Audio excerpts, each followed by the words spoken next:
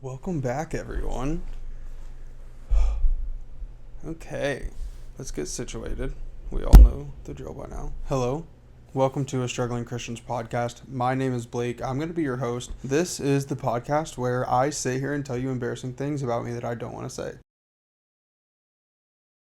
Not really. This podcast is the place where we recognize that being a Christian is a struggle. It is not something super easy. It is an everyday battle, and we just kind of expose the things that the world says that we shouldn't, if that makes any sense. And the more you watch, the more you listen and stuff, you'll realize, one, that I talk with my hands a lot, obviously, and two, you'll realize kind of what I mean. It's really just taking life and whatever I'm going through or that I've experienced or something that God has put in my heart. And hello, I think that motorcycle literally parked outside or something. But yeah, just taking what the Lord has put on my heart or something that I'm personally dealing with. A lot of the stuff that I talk about is stuff that I deal with personally. And if you watch my last episode, then you know that I'm trying to get better about talking about my struggles during the struggle, because I think that that's a big way that the enemy can get to us. And it's something that I've heard recently on... Oh, my fan. Y'all, I didn't realize my fan was still on, and that thing is noisy. Okay. So it's something that I have witnessed recently in my life. I've been watching sermons and stuff like that, like I always do. And something that has really stood out is the fact that the enemy will take your sin, the sin that you bury down into the depths of your heart. You don't want to tell anyone about it, and he wants you to keep it there because that's where it has power. As soon as it comes to light, it loses its power. And yeah, that's just something that's happened, in my life recently, and something that I've really been sitting on. And I don't know if that's what this podcast is going to be about today, this episode, but it is something that has been on my heart. And I don't really have an agenda for the podcast today. I just finished, as if it hasn't been months since I filmed this series, but I finished the I Struggle series. If you haven't seen it yet, I definitely recommend watching it. I just went through certain struggles that I think Christians face, and they're the big ones, but that is just to give y'all an idea of my heart and my mind and where I'm at with my walk with the Lord. Just that series, and I thought it would be really cool. I had a lot of fun filming it and researching for it and reading my Bible and talking to God through that. Like I said, I had a lot of fun filming that, and since then, I feel like I just want to sit and have conversations and talk to y'all. And really just honestly a way for me to talk about things out loud, because I think there's power in that, and to pray out loud and just to express my love to Jesus in a different way.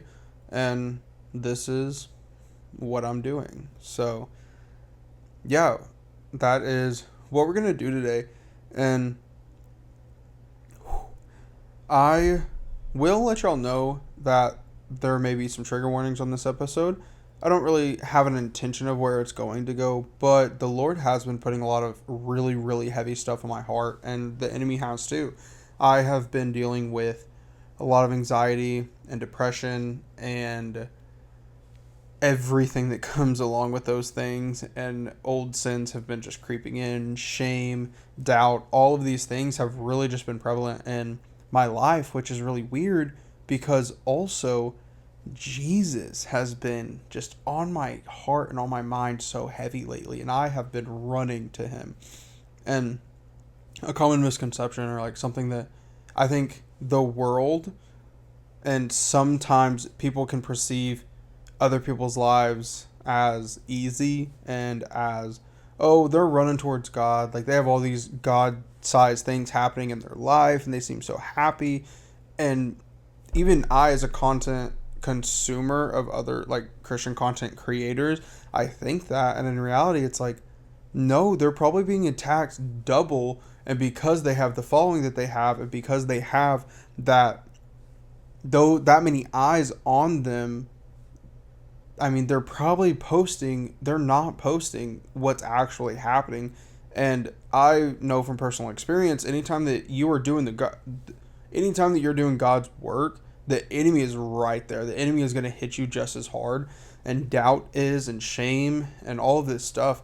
And I don't know. I mean, it's really hard. And in my personal life, I said in my last episode, like, I've been able to share my testimony more within the last 3 months than I ever have in my entire life. And it's with the right group of people. It is with godly people, people from my church, people from my small group, and people that I really cherish the opinion of.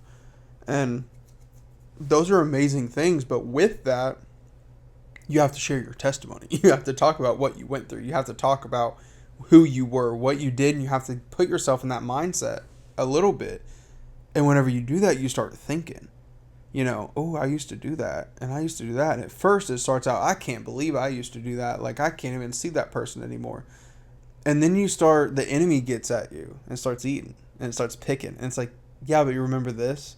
Every good memory, every bad memory, there's a good one attached to it. For me, at least, with a lot of my trouble with alcohol and weed and partying and all this stuff. Like, yeah, I had horrible nights out.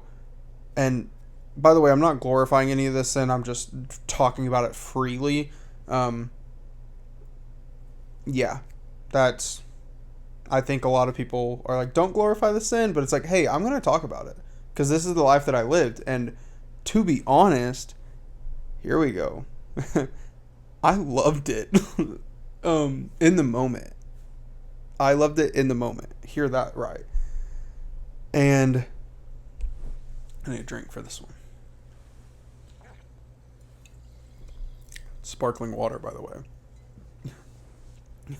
Don't get the wrong idea. But genuinely, like, every time that I think about whenever I was drinking and partying all the time, going down to the bar hopping and getting drunk and having to Uber home and all this stuff, I think about it in a certain light, and it starts out like this. It starts out, I can't believe I used to do that. Like, that's why I never went to church, because I was always hungover, and I hated that feeling. I hated feeling like shame and just like a horrible person when I woke up or when I was out. And I remembered like what I did the night before, how much money I spent, the people I talked to, the people I neglected, and all of these things. And I feel like horrible, and I feel so much shame. That's how it starts out. And then I start thinking about it a little bit more, and I start putting myself in that mindset, and I start remembering why I was drinking at that time in my life. And it was because I wanted to feel numb, and I wanted to let all of my worries and stress of the world just slide off my back and not think about them and not put attention to them. And some days that I think that now, like, it's hard being a Christian. It's hard following the way, it's hard living life the way that God intended, because we have a sin nature, right? Like, if I don't think about God and I don't do anything, my life is going to go downhill naturally. That is the way we go. Hear me on that. It is a current. You're swimming against the current. And whenever I think about those things, I start getting the idea, well, I did have fun that one night. Like, we had a blast that one night. It was crazy. Remember so-and-so, they did this. And, ooh, I can't believe I did that. Like, yeah, it was crazy, but I was having a good time. And it's really bad whenever people are around you. I'm very secret, I guess, in a sense of how much I pray and like just stuff. And I don't think everyone sees how devoted I am to my faith. And they do, but I don't talk about it super freely because I don't want to seem boastful. Anyway, it's hard whenever people in my life that are still in my life from whenever I was like that, they see me as that. Those are their memories of me. So, oh, you used to be so fun. Like, remember when you used to drink tequila and you would buy us all shots and you used to do this? And it's like, that gets to you. Like, it is hard being on the other side of that. And I constantly have to remind myself, yeah, like, that was a good time for Blake then. This is Blake now. I understand that I was using that as a coping mechanism. I was using that as medication. I was using that as a form of self-harm, honestly. And I don't say that lightly. And I lived, through that a lot. And let's get cozy. People don't really understand what I say. I will tell people, like, I use sex as a form of self-harm, or drinking, or drugs. And they're like, what are you talking about? Like, what? And it's like, I used it because I did not value my life, and I did not value myself, and I had no integrity. I didn't care who I was hanging out with, or what we were doing, how late we were staying out. I didn't care how people viewed me. And anytime life was getting stressful, I'd just pick up a bottle. I'd load a bowl. I'd hit up that one person. You know what I'm saying? Like, and those are, in my times of desperation, that's who I would go to feel like such a small amount of release and relief. And then the next day I would wake up and it would be my shame, and my view of myself would be magnified, and it not in a good way. And since I've found Jesus, and I have laid my picked up my cross, and when I needed to, which is every day, let's not forget, and I've sat at the feet of Jesus when I needed to, and just wept and cried and said, God, like, I cannot do this anymore. God, I am scared that I'm going to go back to that old me. Like, I'm really tempted right now. I can't do this. Please remind me of your grace. Please remind me why I'm doing it the way I'm doing it. And I think it takes a lot to get to that point, and it takes a lot to stay in that mindset, because it is so easy to go back. I have a whole list of people that I could text right now and say, hey, let's get drunk, and they would come over, no questions.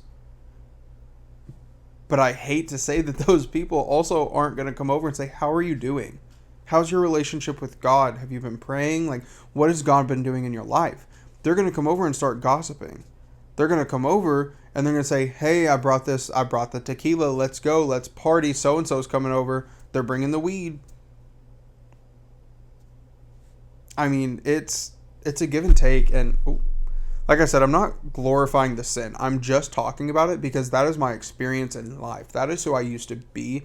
And one thing that I stand on is it is so important to say the words. I say that all the time.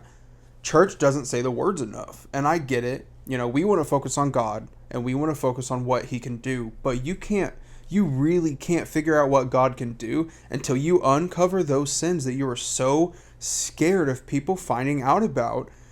Put them in the light and say, I did this. I smoked weed. And if you haven't seen my testimony, we're going to get real serious. This is the part where we get serious. If you haven't seen my testimony, I highly recommend going and checking it out, because I really laid my life out in that. And I would like to make another testimony, just kind of a sexual testimony of my sexual past. But if you don't know, I had some experiences in life that led me to believe that I was bisexual, and I lived that way for several years of my life. And that is an area of my life that I need to shine light on, because the enemy has it like this, and he's saying, I got it, and no one can take it because you're too scared. I made you too scared. I have goosebumps. I'm scared to say this, but the enemy has it like this, white knuckling that sin, and white knuckling that 3, 4, 5, 6, 7, 8, 9, 10 years of my life. He is just holding on to it, saying, you're not going to tell anyone, you're too scared. What are they going to say? You're going to tell people in the church that you were attracted to the same sex? You're going to tell someone in the church that you slept with someone with the same sex? Are you kidding me? Who do you think you are? That's what the enemy is telling me. And guess what? He's right. Sometimes we have to shine light on that, and we have to say, he does have a grip on it. He has such a good grip on it. And I'm terrified. I am terrified. I've only told that story. Of course, I posted it online, which is crazy. But I don't tell anyone about this podcast. So the people in my life, biblical people, I've only told 3 people.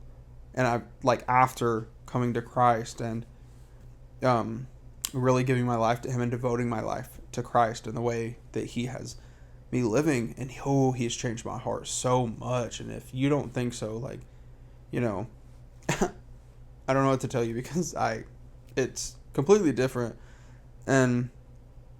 But like I said, like, he has that in my white knuckling it. And if I don't say anything about it, one, I'm letting the enemy keep that in his grip. I'm not giving it to anyone in the church. I'm not giving it to God, because the enemy, I'm not talking about it. We have to say the words. We have to say, you know, I used to smoke weed all the time. I used to drink all the time until I couldn't say my name, and my face, all the blood drained from my face. Like, I used to get so drunk that I was, you know, falling all over the place. I had no idea who I was. And I think the important thing is not stopping there. I used to, but God saved me. Let's move that.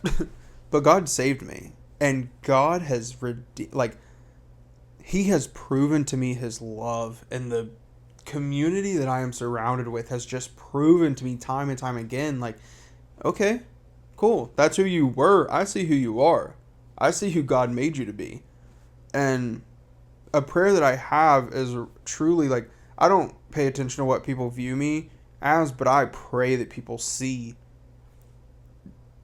who I was versus who I am. And when they think about it, they see God. That is my one thing, is like, I want people to see God through that, because I couldn't do it. If it was up to me, I'd still be getting drunk and high and wasting away my life being numb all the time. I don't want to deal with the stuff that I have. I don't want to deal with my depression. I don't want to deal with my anxiety. Are you kidding me? Why would I want to do that? Like, when I can just numb it. And in reality, after finding God and realizing God will take that freely. God, I have to give it to him. I have to sit at his feet, beg, and just say, Lord, here it is. Here is everything that I did. Like, please give me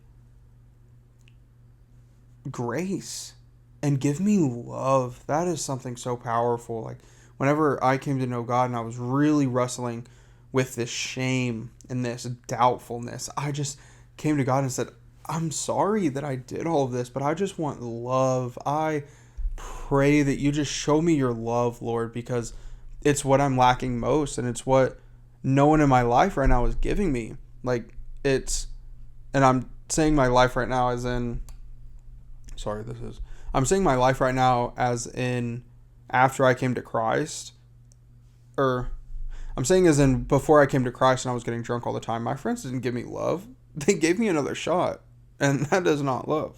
And it's powerful, but I feel like I'm getting a little convicted that I'm glorifying that. But so let's talk about Jesus now. I kept those sins so hidden.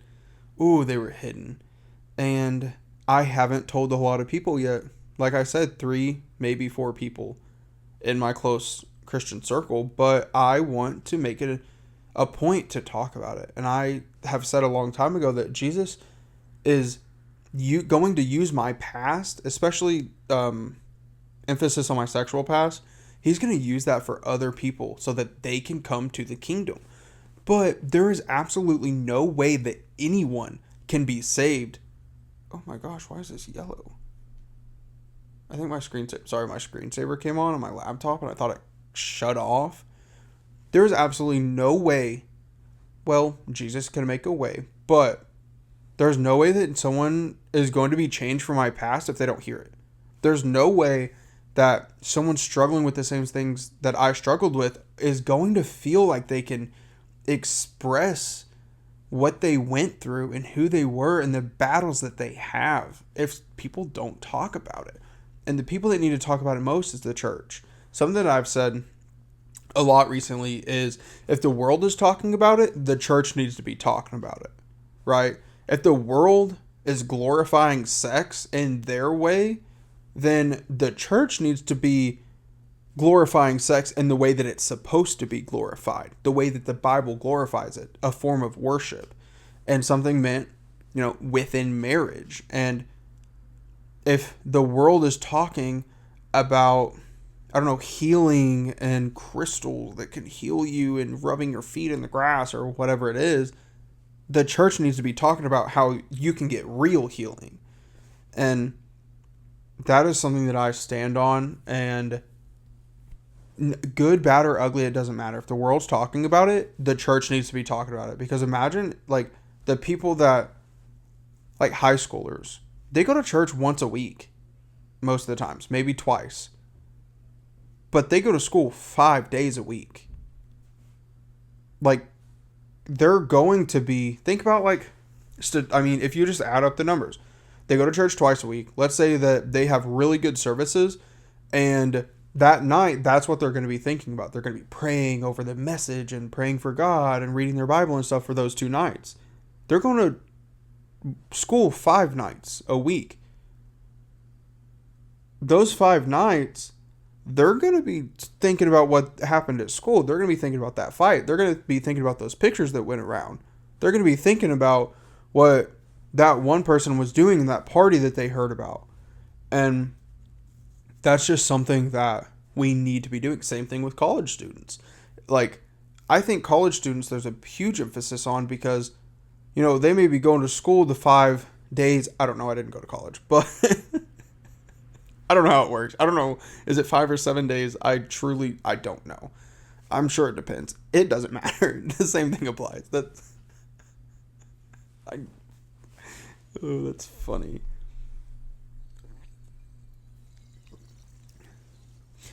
Basically what I'm saying is the church has to talk about it, and we have to be real. Sometimes people are scared to say this and that, and I understand. I think that there is a time and a place. And also, there's things that need to be said in front of a lot of people and things that need to be said in front of a small amount of people.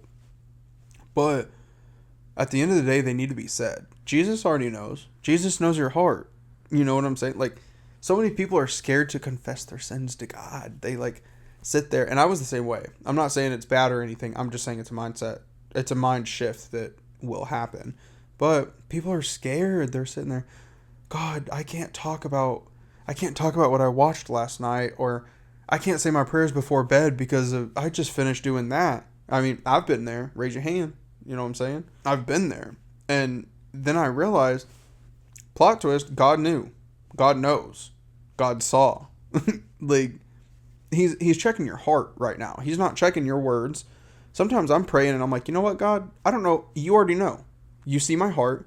You know what I'm feeling better than I do. You understand me better than I do. So it's like, I don't know what I need right now, Lord, but I'm just sitting in your presence. I'm like, read me. He can read you like a book. He already knows. Sometimes you don't have to say the words. Sometimes you really need to say the words. Don't get it twisted. You know what I'm saying? But yeah, that's just what this is usually how it goes. I just go on a random tangent for a really long time. I kind of black out whenever I film these, so I don't even know what I just talked about, honestly. But yeah, I've really just been praying on the ability to bring things to light. And the ability, sometimes if I'm just praying, God, check me. Check my heart. Give me the people in my life that I can bring these things to. Give me the opportunity to say these things. Give me the heart posture of whenever I do get to talk about these things, give me the heart posture to where it's about you. And I'm not sitting here glorifying my sin. I'm not sitting here saying, ooh, I used to drink. Ooh, I used to drink. And then I'd smoke a little smoke and I have a good time. Yep. It ain't about that. It ain't cool. You ain't cool if you're trying to play it off like that. But, give me the heart posture to be like, I used to do those things, and it's, I was in a really tough spot, and I really thought that that's what I wanted in life. And in reality, I needed God. Like, I was so sad, y'all, at that time in my life, and I would not glorify it for nothing. I wouldn't go back to it. Like, it is just, the emotions that I felt through that season are just heavy, and I'm still dealing with them, y'all. And now, instead of it's me and the weed dealing with these emotions, it's me and God dealing with these emotions. You know what I'm saying? Can I get an amen? I'm going to God like, Lord, I want to smoke weed right now. I feel the enemy really pushing in on me, and this is why, I sit there and, God, I really just want to get drunk tonight. And that's the emotions that I feel, but I know that I can't, and I know that I shouldn't. So instead, I'm going to sit in your presence, and I'm going to pray, and I'm going to put up boundaries to make sure that I don't, and really make sure that I am just leaning into God in those moments. And sometimes I do really, really well, and sometimes I fall off the wagon. Nobody's perfect, and I think a lot of times, especially in today's age, like, we flirt with the line, and that's pretty much all we do. We like to stay on that line. But the thing about it is, like, whoop, you know what I'm saying? Whoop, oh, okay, I'm sorry, whoop. Yeah. So, it's difficult, It's not super easy. That is why I have this podcast. I say that in every single one. I'm like, it's hard. I'm like, but that's why I'm here. That's why I'm talking about it. Yeah. It's not just sex, drugs, alcohol that is such a struggle. Mental health in general. Like I've been saying, my struggle with anxiety and depression and ideations of things, like, it is... I've dealt with that my entire life, and to be honest, like, this is really sad, and I want y'all to know that, like, I'm good. I have God. I love God, and I love the life that God has built for me, and, like, the things that God has allowed me to do, and the ways that He has changed my heart. But, like, there was a point in my life for a very, very, very long time where I thought that my natural course was to not love life at all. And instead of, I think sometimes people have things that happen to them in their life that cause depression or cause anxiety about a certain thing. And then they have to, work on that one thing, that one piece of trauma or neglect, whatever it is, they work on that to get better, and then they start loving life. I've always said that, like, I didn't have that one thing happen to me. My natural thing was just I hated it all, and I was super depressed and anxious all the time. And then I looked for things to make that better, if that makes sense. Like, I don't know. It's really heavy. I don't have my whole wording around it. Like I said, I don't have notes. So, but yeah, it is such a struggle. And it's the same thing as addiction or any sin, really. You just get in your quiet place, read your Bible, listen to sermons, listen to worship music, text someone, please text someone, tell someone that you are struggling, please talk to someone. And I'm telling you this, but I'm really saying it to myself. And I need to text people more often. I need to say, hey, please pray for my heart right now, because I am so anxious about life. I don't know where it came from, but this wave of anxiety came over me, and it's making me have these impure thoughts, or it's making me less of a friend to the people around me, less of a light to the people around me. Please pray for me in this moment. Like, it's okay to text people that. And if you don't have anyone, genuinely, it feels so weird. The camera stopped filming, but it feels weird saying this because right now I'm staring at a camera and three huge lights in my living room, and like, this is what I see. But in reality, like, I am talking to you on the other side of the screen, wherever you see this, whoever sent it to you, whatever it is, however you came across this video. If you're here, genuinely get in contact with me if you need someone to pray for. I have an email in the description of every video that I post, Astrugglingchristianpod at gmail.com. I'm not sure. It'll be in the description. But I say in every video, that is for prayer requests. It's for conversation. It is for whatever y'all need it to be for. And I mean that. There is power in prayer. And if you don't believe it, send me an email and see what happens. I will be praying for you. I'll put you on a list. I don't care what I have to do. But do not sit in that alone. I will research churches for you in your area if I have to. Like, I really mean it, because God is available. God is there. His arms are open. He is ready to receive all of your worst days. He's ready to comfort you in all of your worst memories, wherever you are. I don't care if you're stuck in the middle of an addiction. I don't care if you're stuck in the middle of anxiety or depression. I don't care. I laid down multiple nights drunk and high out of my mind, and I prayed to God, get me out of here, and sometimes that's what it takes. And I will tell you, I prayed those prayers. I still did it. I still got drunk. But I will also tell you that I haven't been drunk in months. And all of it changed whenever I started giving into what God was doing in my life. Good, bad, ugly, whatever it was, I leaned on God. I sat at his feet and I said, Lord, can't do it no more. I can't do it. If you don't come in this moment, I'm going to make some bad decisions. And Lord, you've got to go all in. You can't be faking it. You can't be a Sunday Christian. You've really got to put your trust and faith in Jesus Christ and allow him to seep into all the dark crevices of your heart and your mind. Allow him to seep into your identity, the basis that you built your life on, and allow him to shatter it. Completely shatter your foundation and rebuild it on him. It's going to suck sometimes, yeah. But I promise the other side of it is more glorious than you can ever imagine. And that's why we're here. A Struggling Christians podcast. We struggle. But we struggle together and we struggle with God. And we're building treasures. We're building treasures in heaven. Moths ain't getting to those treasures. You know what I'm saying? Y'all know what I'm saying. Unless you don't. I don't actually know the verse, but that's in the Bible. Don't store up worldly treasures where the moths and vermin will eat them. Store up treasures in heaven. That's what I'm saying. That's what was in the Bible. I don't know where. Okay, I'm not perfect. I'm born again. You know what I'm saying? I didn't grow up Christian. We're off the rails over here. And what time is it? Oh, well. Anyway. Yeah, I really just wanted to... Honestly, I think I needed to say those things. And I don't really care if anyone watches this until now.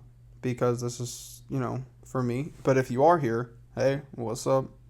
Drop something in the comments. Drop like a pumpkin or something for fall. Happy fall, y'all. I got my orange pillows. These are year round though, because fall is my favorite season.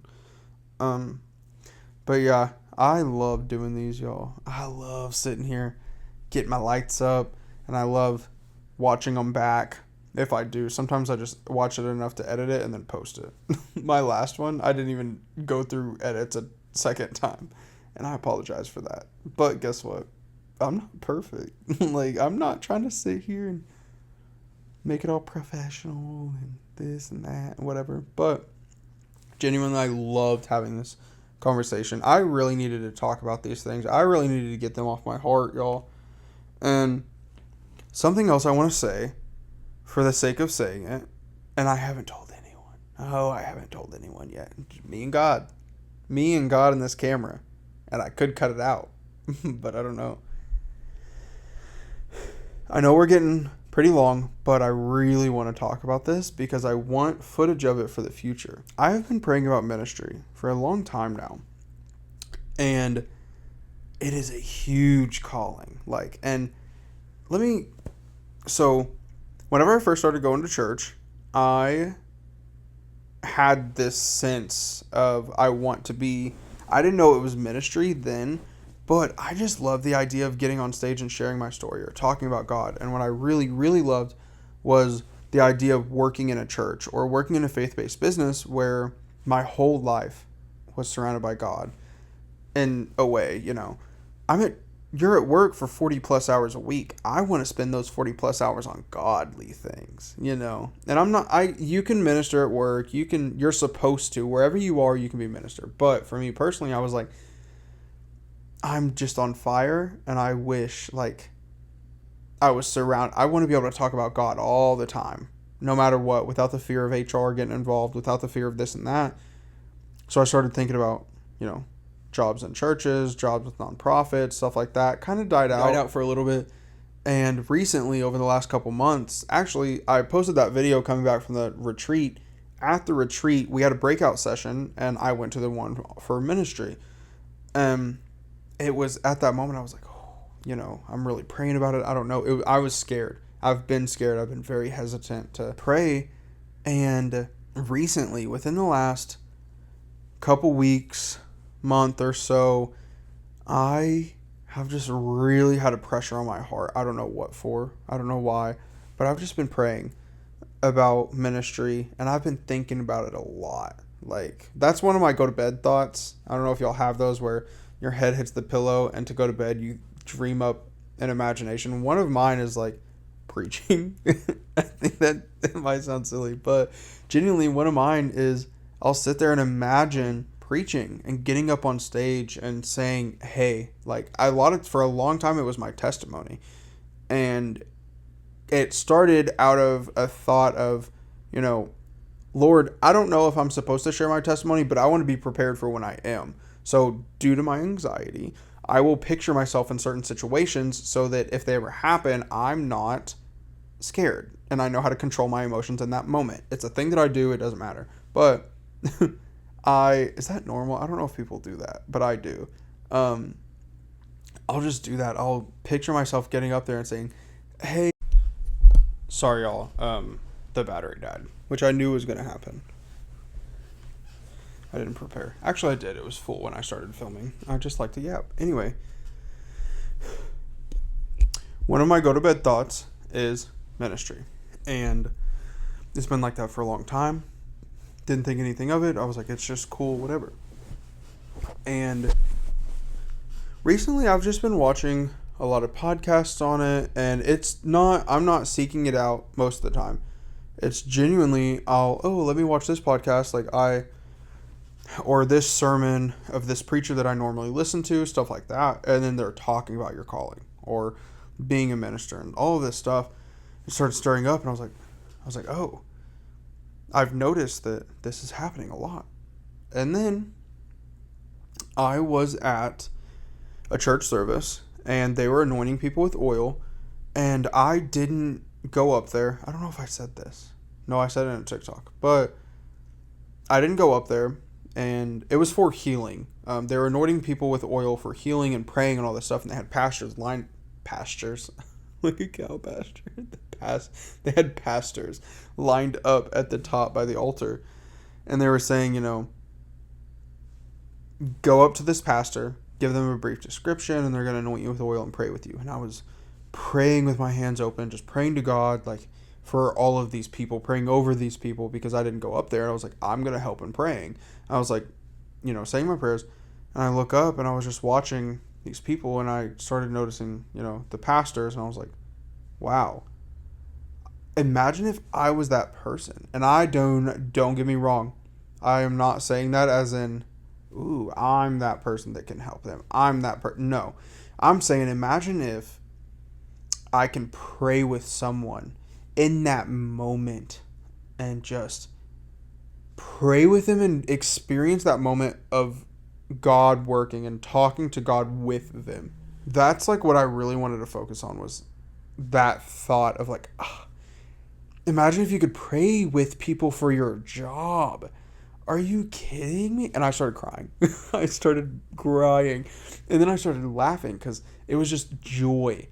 And that sounds weird because these people are hurting and praying for health and stuff. But it was joy because I was like, that sounds so amazing. Just being with them in that moment and being able to be a person that someone can lean on and know that you have the right intentions to where they're going to lean on you and you're going to take it to God. You're going to pray to God.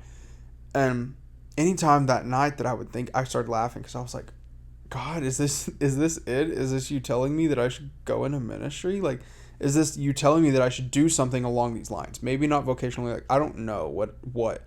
And I didn't, and I said that to God. I was like, is this your sign that I should do something like this? And I was just crying, and then I would laugh, and I was so in that moment. And then I was on my way to home from church, and I just was thinking about it again, and I started crying again, and I was like, oh my gosh, windows down, like worship music blasting, and it was sunset. Like, it was a moment that I was having, and ever since then, like, that was last week, maybe a week before that, I don't know, but ever since then, I was like, God, like, let me pray about this, let me sit with you with this. And it's kind of what I've been doing, and I've been looking up faith-based jobs, or faith-based nonprofits, stuff like that I could do for my job. Just not really, I'm not going to quit my job tomorrow and just be like, oh, God told me, but genuinely, I'm just trying to see what type of job titles and job descriptions are there for this, what type of market is there for these jobs. One of my pastors wanted to meet today. He's like, hey, we want to get coffee. It's like, we haven't talked in a while. He's been on trips and like all this stuff. We've just haven't seen each other a lot. And I was like, yeah, absolutely. And we ended up getting coffee after work today. And I am not a person that prays for a sign. I make it a point not to. Like, because God tells us not to. And I think I think you can, and I think God will give you a sign. Obviously, we'll see. But it was just, like, I've said that prayer within the last couple weeks, thinking about ministry and stuff. I was like, God, like, I don't need a sign. Like, it's okay. Like, I really don't. Like, this is a big thing, but I'm not praying for a sign, God. But it's like you're winking on the side, like, I'm not praying for a sign, but if you wanted to give me one, type of thing. But I never want to say it. You know what I'm saying? God grew into your heart, though. And today, I was sitting with my pastor, and I explained that to him. I was like, I'm not, I was like talking about things that I'm praying for. I was like, and I'm not the one to pray for a sign. Like, I make it a point not to, because of whatever, I think that, I don't want to say I think it makes me weak or anything like that, but instead of praying for a sign, I pray that God prepares my heart. So instead of praying for something specific or whatever, this new job, this or that, I'm like, Lord, like, I don't know what it is, but I pray that you prepare my heart so whenever you put this thing in my life, I'm ready to hit the ground running. And I've said that a lot. I prayed that actually before I started going to church on Tuesdays and I got plugged in that ministry. I was like, Lord, prepare my heart so that whenever I start, I can hit the ground running and I am on fire. And I did with that. That's what I pray instead of saying, like, God, give me a sign if this is you. God, just prepare my heart. I don't care what it is. I don't care when it is. I don't care. Just prepare my heart, because as soon as you put it in my life, I want to be ready. I don't want to waste a minute. As soon as it's on your terms and it is your timing, I'm ready to hit the ground running. I don't want to waste anything. But until you give it to me, just prepare my heart. But I was explaining that to my pastor today, and we weren't even talking about, like I said, I haven't told anyone. I've told one person that I keep praying about ministry and just with the idea of it, not really intentionally like, oh my God, like I've been looking up seminary school, like, or not seminary. I didn't go to college, but I'm looking up schools to go to college to, like, what degrees do pastors need? What degrees do you need for this? Online school, stuff like that. I've been doing that for the last couple of weeks, like, just, looking into it, gathering knowledge, not really being like, this is what I'm going to do. But Pastor and I told him about that, wasn't even doing anything. And he was like, oh yeah, I get it. And I come home and I'll post like the picture somewhere. But on my way home from that, I was praying and talking to God, worship music, the whole thing. And I look over and it is a sign on the side of the road that says, this is your sign, -God, like from God. And I was like, I took a picture of it because I was like, oh my gosh. I was like, we were just talking about that. And I sent it to him. And he was like, no way. Like, that's funny. He doesn't know that, I didn't talk to him about ministry or anything. And now I told y'all. But I don't know what's going to come of it. I'm not going to throw all my eggs in this basket and be like, oh my gosh. But my prayers are going to change before anything. My prayers are going to change. And I'm going to, pray about it. I'm going to keep it private until whenever. I watched another sermon about that today. Like, keep it in private. Like, you don't have to tell everyone what you're doing. You don't have to tell everyone this or that. But God will reward you in the long run. Like, you don't have to post about it. You don't have to do this. I say that as I'm posting about it, but literally no one watches these, so I'm comfortable posting about it because if God can do whatever. I say that all the time, but I highly doubt this video is gonna like blow up or anything like right after I post it. So, plus it's a good community. You know what I'm saying? The people that do watch it, it's a good community, and I love y'all. I love this.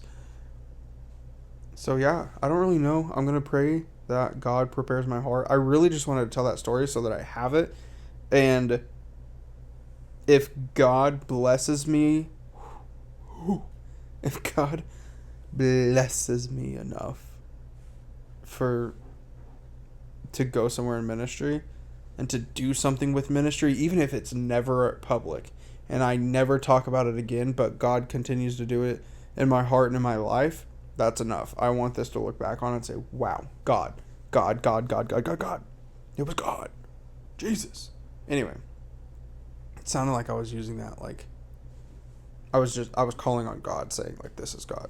That's a weird. Anyway, I think I'm gonna get off of here. I'm saying it like a FaceTime because that's what we're doing. We're FaceTiming, we're talking. Sorry I yapped and you didn't get to talk very much. It's getting weird. I gotta go. But genuinely, please send me an email, leave a comment, and I will get in contact with you some way, shape, or form. However you are most comfortable. Emailing is really private, I think. People aren't going through your emails. They're going through your texts and your DMs. So let's email. Let's be pen pals. I don't care. What I do care about is that you experience God and that you experience God's love and that you confess what you feel like God is putting on your heart to confess. I'm a random stranger from the internet. I'm a random stranger living in Arkansas. You can tell me whatever. I'm not going to judge you. I don't care. I've probably done it or worse. You know, so maybe you find comfort in that. Maybe you think that I'm a creep. I don't know, but I'm doing it for God. So I absolutely loved sitting down and having this conversation, and I cannot wait to listen to it and figure out what I talked about because I genuinely don't know. I hope to get this up soon. Let's say the date just cause it is September 25th, and thanks for tagging along, y'all. If you've made it this far, thank you so much for listening to my rants. Thank you so much for giving me your time, genuinely. And I just pray that I'm praying over everyone that watches this. I always do. I pray over all of you right now, and will continue to. And just know that you are loved. You are cared for. And there is a mighty, mighty God that is ready to accept you and all your baggage and all your shame. Do not let the enemy keep that sin white-knuckled. Let it out like a butterfly. Anyway, that was so cringe. I gotta go, y'all. I'm about to make dinner. I'll see y'all next time, y'all. Thank you so much.